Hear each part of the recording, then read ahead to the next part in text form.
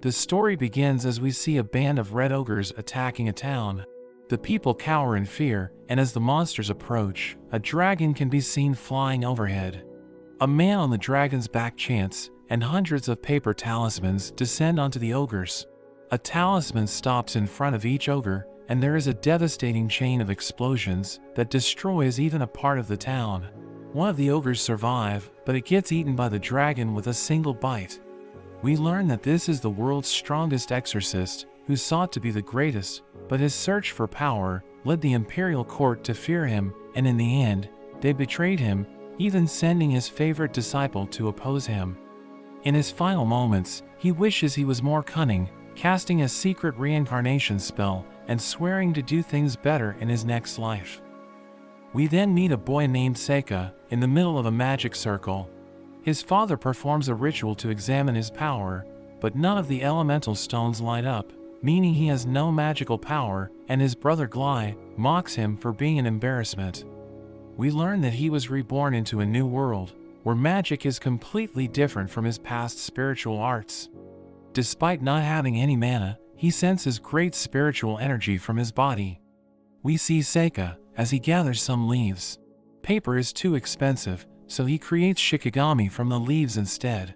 The leaves transform, with some turning into mice, and the others into crows. His brother Glai suddenly approaches, asking what he is up to. His brother looks down at him, threatening to hit him, but Seika's crows defend him. Their older brother, Luft, rushes over and chases off the crows. Noticing that Seika is unarmed, he is a little suspicious, but takes Glai to get treated. We see that Seika is learning about his new world on his own. He is the son of a mistress, which gives him lower status, so he is generally ignored at home. We see him working hard, as he makes his own paper, and is finally able to make his paper talisman. He gets a knock at the door, and we meet a young maid named Aoife, who returns his coat, which his brother had thrown out. Glai saunters in to taunt them, telling Aoife to get back to work, and bragging that he'll be going to the Imperial Magic Academy. As he is bragging, their father shows up, saying they need to get back to their training.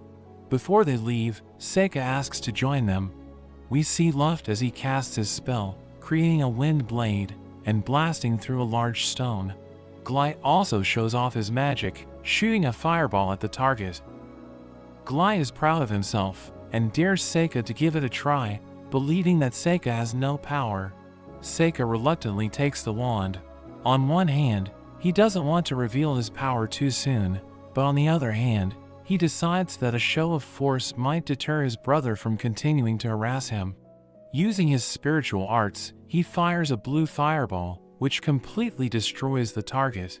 The family is stunned at his power, and the fact he cast his spell without an incantation.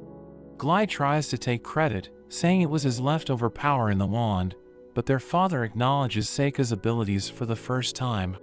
Seika asks if he can also study magic, but his father refuses, saying it would be pointless, because there has never been a person born without magic that has become successful.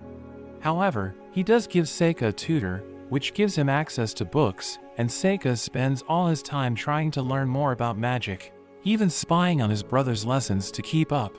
As the years pass, Seika finally finishes his talisman. We learn that in his past, he would defeat demons and capture them, sealing them in another dimension to call upon later. He believes that even in this world, he would be able to summon his servants. As a test, he attempts to call on his most well-behaved demon. A door appears, and a young girl emerges. Seika doesn't quite recognize her, but the girl jumps on him, overjoyed to be reunited with him. The girl is introduced as Yuki, and she suggests that her appearance is different because his spiritual energy is lower than in the past. Seika is glad this was a success, and Yuki wonders how she can help him. Seika tells her it was just a test, and that she can't be seen by anyone else. Yuki transforms into a tiny wolf, saying she is sick of the other dimension, and insists on staying with him. The next day, we see Glai as he yells at Aoife for spilling water on him. But his tone changes, and he suggests that she can find a way to make it up to him. Seika comes to her rescue, saying he has business with Aoife. His brother gets annoyed with him, trying to punch him, but Seika easily stops him and his brother storms away. Aoife thanks him and ends up leading him outside, showing him an injured bunny. She wonders if they could save it, and Seika tells her to turn away so he can focus. He takes a hair from the creature, and using his talisman, he successfully heals it. Aoife praises his talents, and Seika can see that she is also special. Aoife gets nervous, but Seika can tell that she can see the spirits of animals. Hearing that he can also see the spirits, Aoife reveals she can actually see the elemental spirits.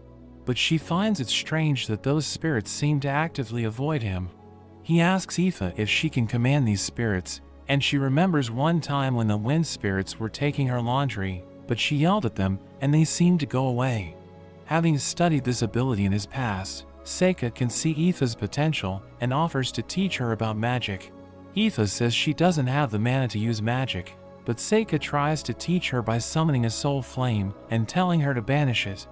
She tries asking it nicely and has no luck, but she eventually loses her temper, insisting it disappear, and the flame vanishes. Although she is weak, Seika can see she will be a great ally in the future. They become friends, and secretly train together from time to time. They continue to train over the next year, throughout all the seasons. On Seika's 12th birthday, there is no celebration as usual, and his father isn't even around. He tries not to let it bother him, and surprisingly his brothers approach him with wooden swords. Glai, as usual, reminds him of his unworthiness, and tells him his only option in life is to join the army. Luff clarifies, and says that they want to help him learn how to fight with a sword. Suddenly, the mates warn them that a monster is headed toward the house and their father is away. Seika can sense that it's coming, as we see in the forest, the head of a giant elder newt emerging. Dial runs off terrified, and Luff tells everyone to find safety, but Seika heads outside, and we see that the beast is locked onto Aoife. Seika rushes to help, but as the monster attacks, it gets repelled by a flame. Seika is impressed Aoife managed to command the flame, and he proceeds to lure the beast away from the house. It lunges at him, as everyone looks on in terror, but using his spiritual arts, he shoots a poison blast into its face. The beast falls, rendered completely disabled by the poison, and Seika prepares to tame it. Everyone is amazed at the feat, defeating the elder newt with a single attack, and they applaud his victory. He turns and waves, glad that his family finally seems to appreciate him, and he hopes that this will be the start of the life he had dreamed of. But that's where this video ends. Thanks for watching, and I'll see you next time.